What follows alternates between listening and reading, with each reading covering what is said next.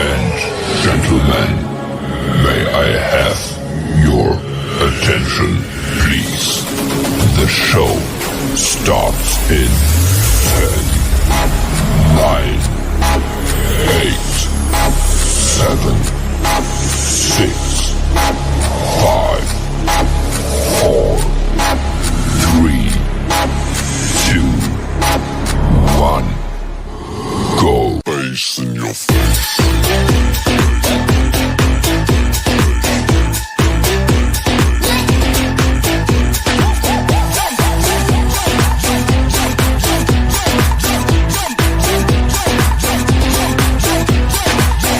What the hell is going on down there? Face in your face.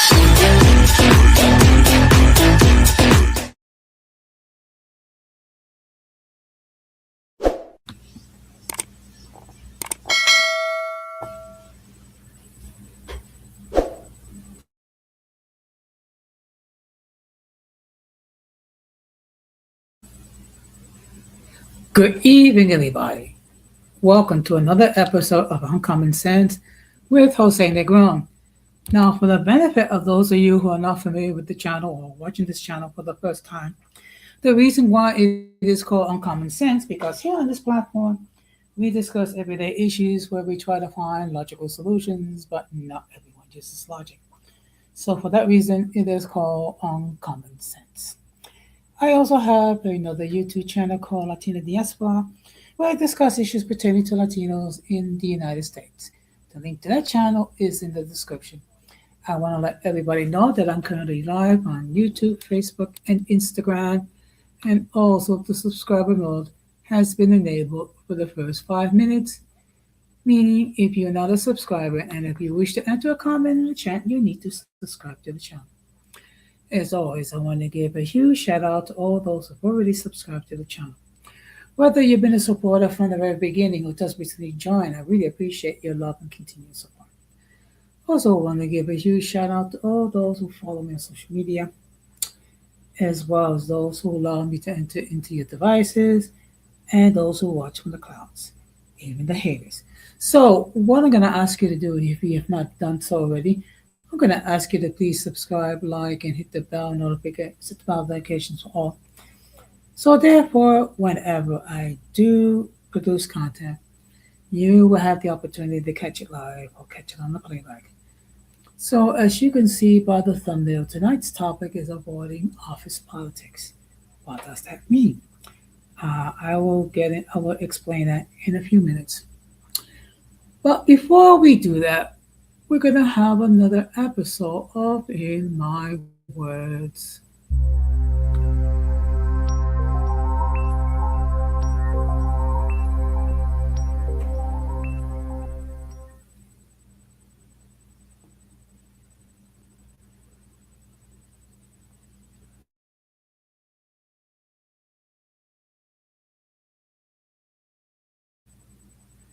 Well, as you can see by everyone who's walking around with ashes on their forehead, today is Ash Wednesday, which is the beginning of the Lenten season for 2026. As I discussed in my last stream on my other channel, season of Lent is a time of preparation. It is a time of prayer. It is a time to getting closer to God. It's also a time of charity and self-sacrifice. Okay. The whole purpose is to get closer to God and to prepare ourselves for the holiday of Easter, or as I like to call it, Resurrection Day. So, so this morning I left my house very early, and of course I went to St. Patrick's Cathedral to attend Mass and to receive my ashes and my fire. And of course, um, it was a rare treat because the one who was the main celebrant is our new Archbishop of New York. And of course, I couldn't help notice that the church, you know, actually not just the church, but many churches, or before people, um, getting their ashes and what have you. Now, of course, many people observe Lent in different ways. I choose to observe it as a time of self-reflection, self-renewal, at the time to get closer to God, and devote more time in prayer, studying of His Word, and to be mindful of what Jesus went through for our salvation. Now, of course, there are people who say, I'll give up chocolate, I'll give up smoking, I'll give up liquor, which is fine. The problem is, these things that you give up only to pick it up as soon as the Easter season arrives. I mean, I don't want to be critical, but I mean, that's fine if you want to observe Lent that way. I prefer to look at it as a time of self-reflection.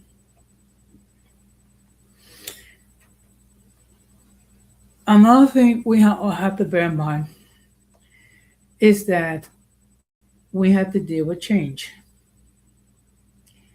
And of course, there are many stages in our life when change is necessary. Okay. First of all, of course, as human beings, we enter the world as babies, fully dependent on our parents for clothing, food, and protection. And as we get older, we go through many phases. Our first steps, our first words, our first day in kindergarten or pre-K. And then we get older. Hopefully we go wiser. Okay. And then we enter into the teenage years, a time of confusion, rebellion, because we're in that stage where we're not exactly children, but then again, we're not adults either. Then we become adults, and then we pursue a lifetime of work for maybe 30, 40, or 50 years until we retire, and then we retire, and then we enter the golden years, and eventually we will die. Okay. One thing that I always say and bear in mind, we need to value each day as a gift. And we need to value our time. Because time is not something we can ever save. What we should do is use our time wisely. Unfortunately, there's certain individuals who choose not to use their time wisely, but to focus on sins of the past, errors of the past, to the extent that people can remain stuck in the past. There's the reason why we call the past, because we live those experiences. And hopefully we will adapt, and we will become more wiser.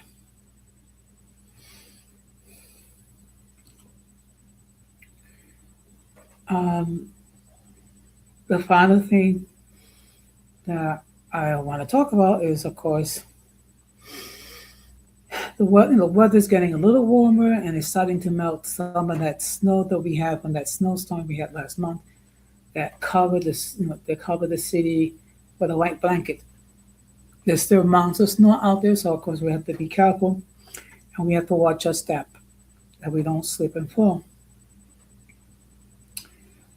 And as each day passes, it brings me one day to that day when I'm able to retire, and I'm looking forward to it. Um, I know there's certain people that fear retirement, but mainly because they don't know what to do with themselves because they're so used to working, work. That's why I decided before I retire that I have certain activities planned for my retirement. I'm still going to be active with my union. I'm going to be active with the Retirees Association. I'm also planning to spend more time in the senior citizen center. There's two senior centers in my neighborhood where I can occupy my time and live out my golden years.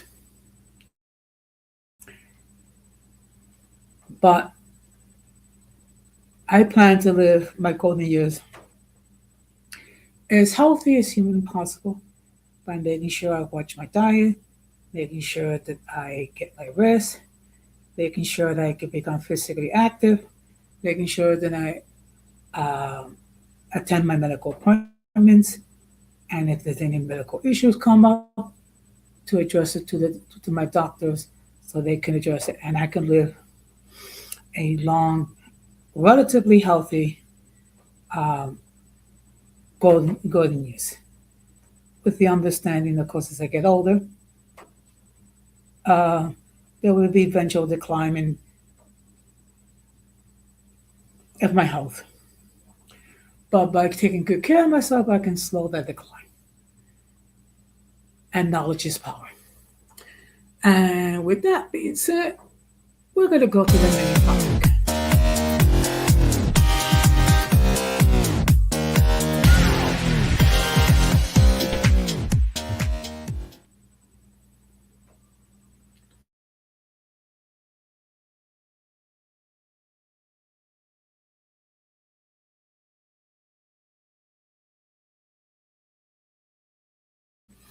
Now, before I continue, let me just state for the record that the link to join the panel has been pinned.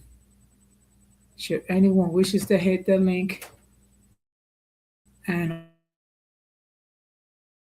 opine, we're going to make it just as keep repeating is every time I go live, and I will continue to do so. If I never seen your stage, then make sure that no one flashes any adult content,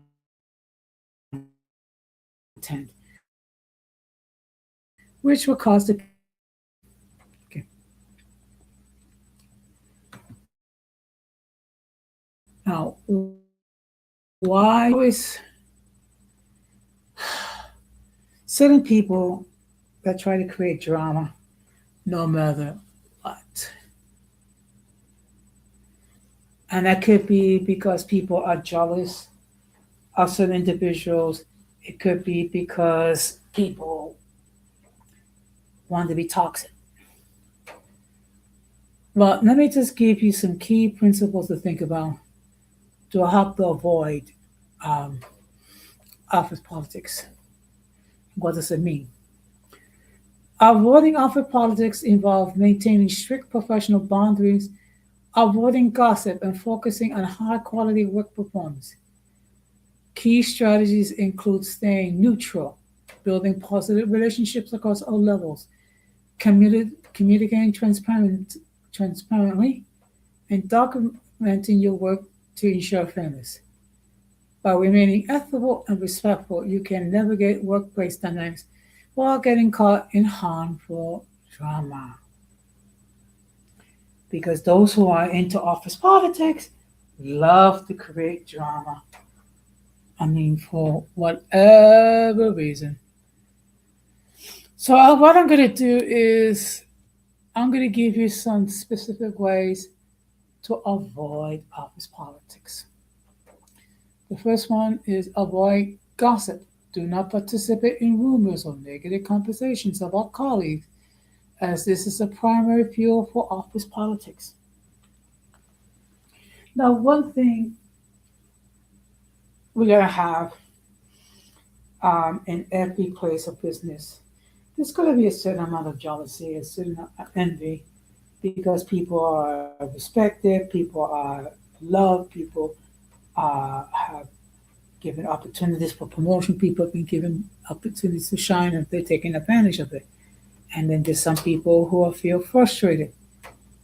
So, of course, they're going to spread gossip, um, or they're going to enter in negative conversations regarding colleagues and things of that nature.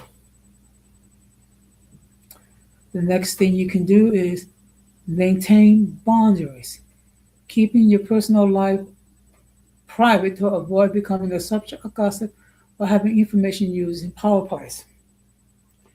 Um, this is very important. You should not be broadcasting your private life, okay? Because first of all, people are going to get jealous, and people try to use it um, to their advantage.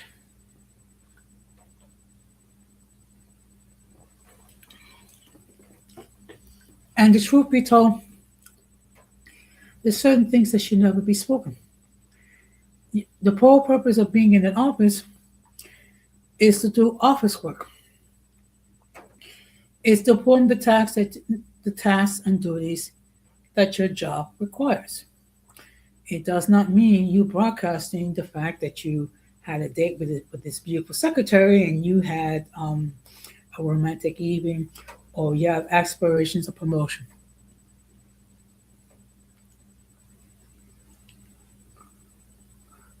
Stay neutral. Avoid taking sides in conflicts and avoiding aligning with specific cliques. Now, what does that mean? In other words, do not take sides. It also means being able to see your situations in the entire picture and don't align yourself with cliques because it will drag you into messy office politics. Focus on performance. Deliver high quality work and meet deadlines. Letting your results speak for themselves, which limits the impact of others trying to sabotage your reputation. Okay. In other words, do your best. Do your best to perform the duties that you were given. Um, and one thing that's very true: actions speak louder than words. People can say whatever they wish, but your actions speak louder than your words.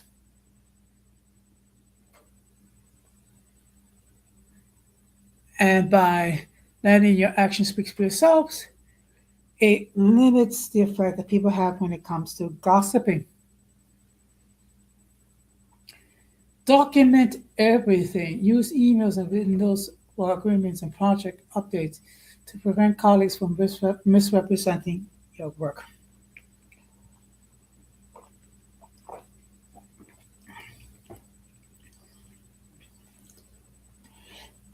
Now, one of the first things, one of the first things that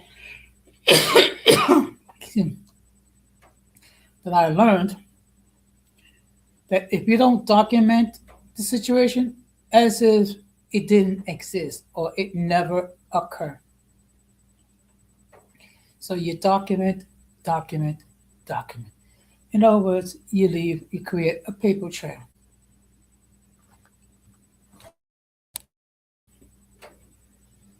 Okay, excuse me. Build positive relationships. Treat everyone with respect and build rapport with colleagues of all levels of the organization without engaging in favoritism. What does the heck does that mean? In other words, be respectful, be courteous, be cordial. Treat everyone like a human being. Treat everyone with courtesy and respect, regardless of what position, whether there be people who are subordinate to you or people who are above you.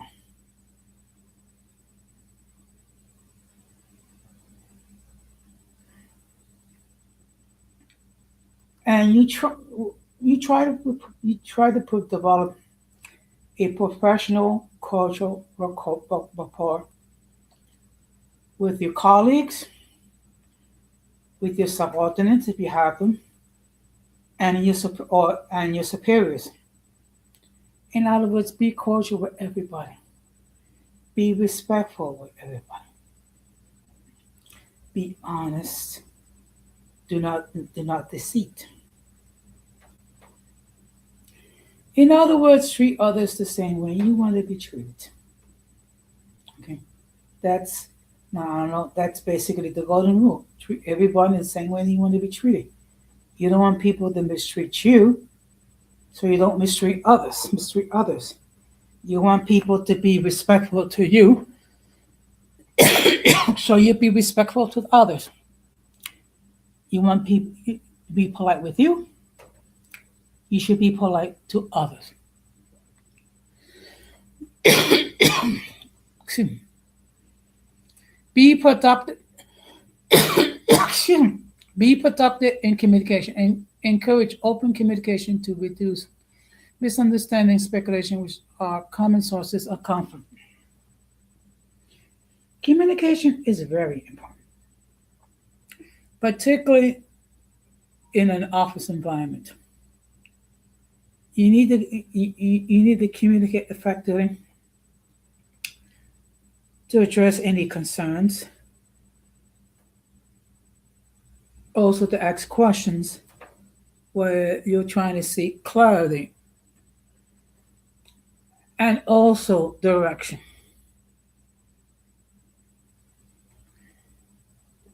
By by communicating, you'll avoid misunderstandings. And if there's anything that you're not clear about, always ask questions. Remember the saying that the only bad question is the question never raised. That is so true. If you're not clear about something, ask. If you want clarity about something, seek it. Okay? Because when everything is said and done by doing that, you avoid confusion and you're able to perform the task that's been given to you.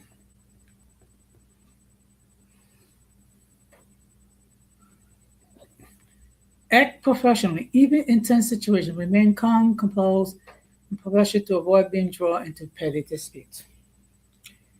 Okay.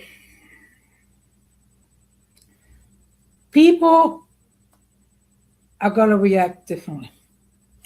You're going to interact with people, certain individuals who act very emotional, certain individuals that are dramatic, certain individuals that are self-centered, certain individuals that enjoy trying to push your buttons. The key is to remain calm, composed, and professional. State your concerns, but state it in a professional way. If there any objections or disagreements, be professional about it.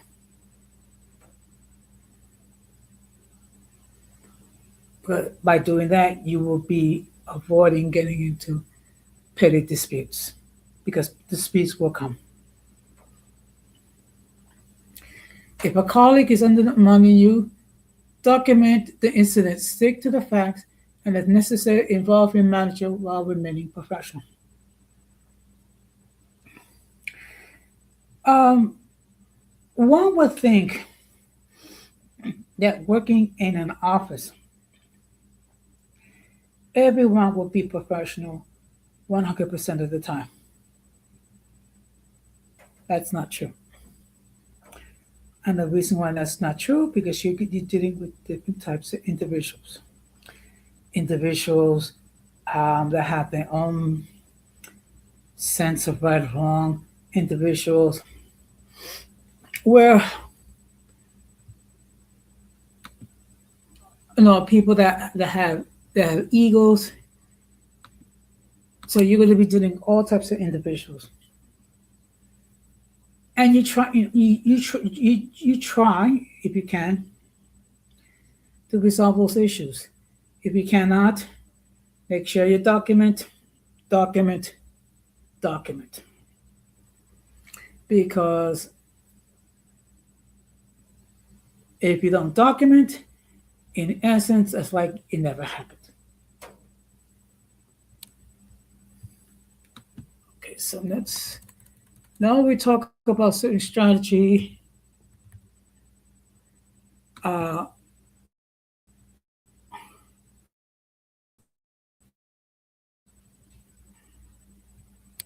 Okay, regarding how to avoid office politics.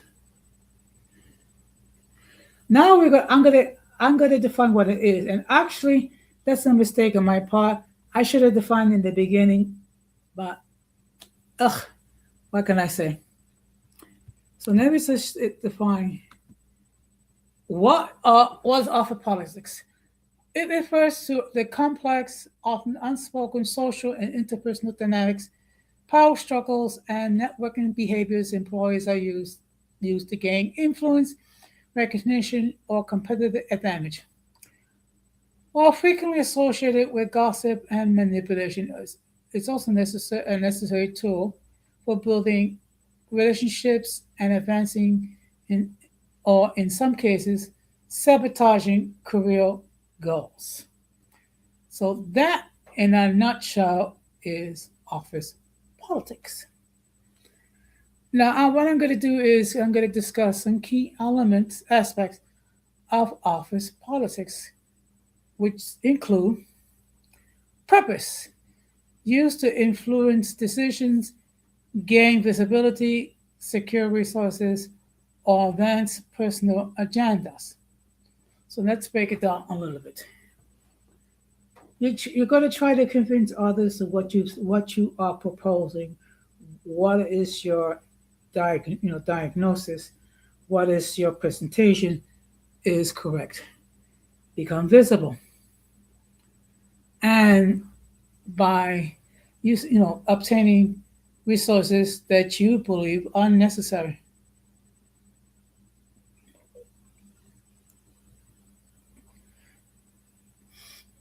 Now, there are examples of office politics, which is forming alliances, networking, lobbying bosses, withholding information, and in negative cases, spreading rumors or backstabbing. Now, there's a difference between office politics and there's another thing called developing professional groups and relationships. Okay. Because when you're working in an office environment, you don't have all the skills, you don't have all the knowledge. However, if you have like a group of individuals that you can maintain a professional relationship, you can help each other out and you can help each other with providing information that they need that they lack. There is a saying, teamwork make the dream work. In other words, you get more done working as a team as compared with working by yourself, for your own personal glory. Now, that could be in a positive way or in a negative way. A positive way is basically um, uniting your talents and gifts in order to achieve goals for your organization. Negative examples are basically spreading rumors or backstabbing. Now, its impact is it can lead to toxic work environments. Its self-interest overrides company goals. However, positive ethical navigation can build rapport, trust, and collaboration. So you can see, so it has two effects, negative or positive.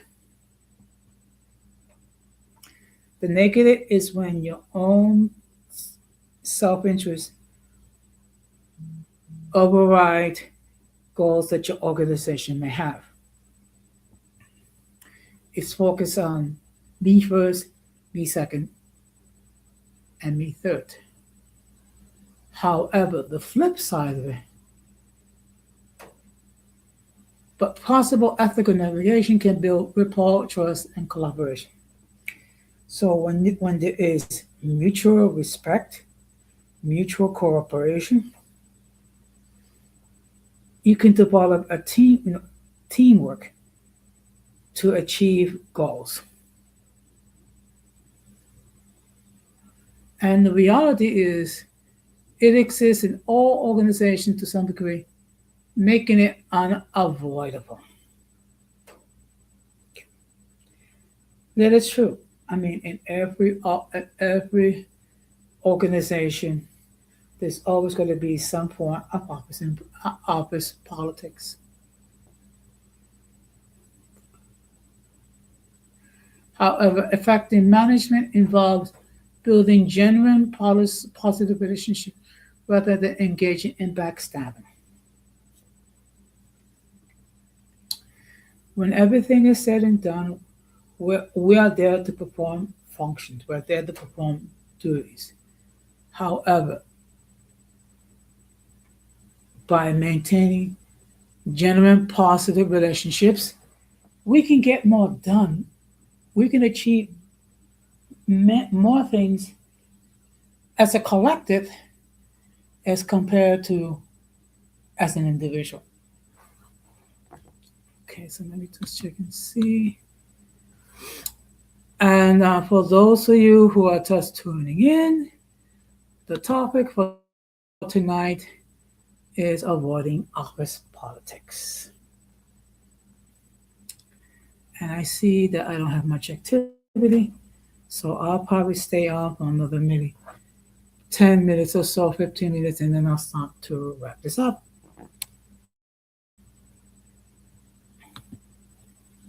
Okay.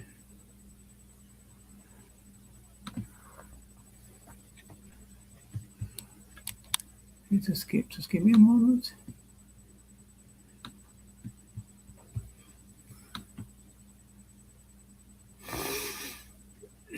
Now, let me just give you some examples of workplace politics. Examples include spreading rumors, talking behind someone's back, and withholding important information. Such actions can negatively impact social groupings, cooperation, information sharing, and other organizational functions.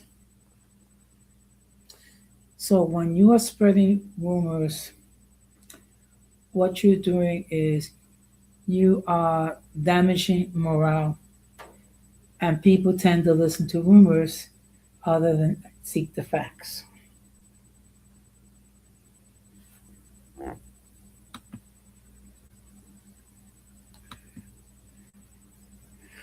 Now, as far as what defines workplace politics, It's referred to the dynamic of strategies individuals use to gain advantage or influence within a professional environment. The correct answer highlights the commended nature of interaction and workplace aim of achieving personal goals such as status and advancement.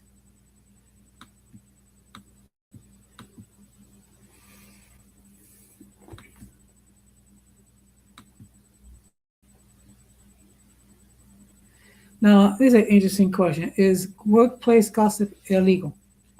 Gossip is a common form of workplace life, but when it turns targeted, persistent, or damaging, it can cross the line and illegally reference under California law. Okay, so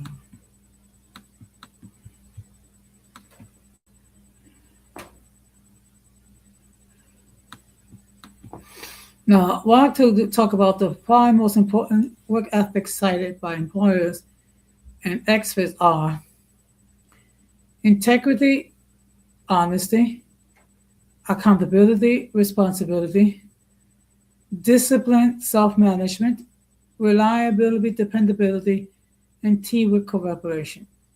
Okay. Now, in those five things, it speaks about being honest, taking accountability for your actions, being self-disciplined, reliable, and function, being able to function as a team.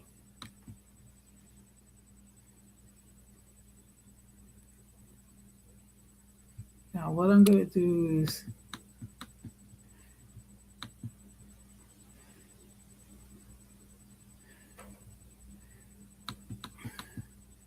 no, I'm not going to talk about that.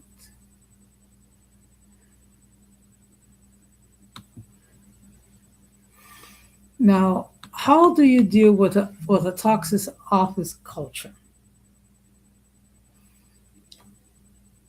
It is important to have coping strategies to manage stress and protect your mental health.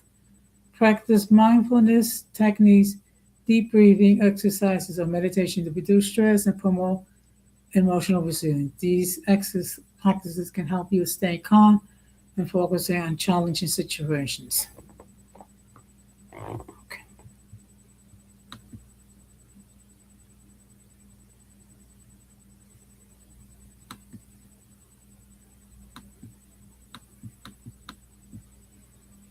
Okay, so here it says, okay.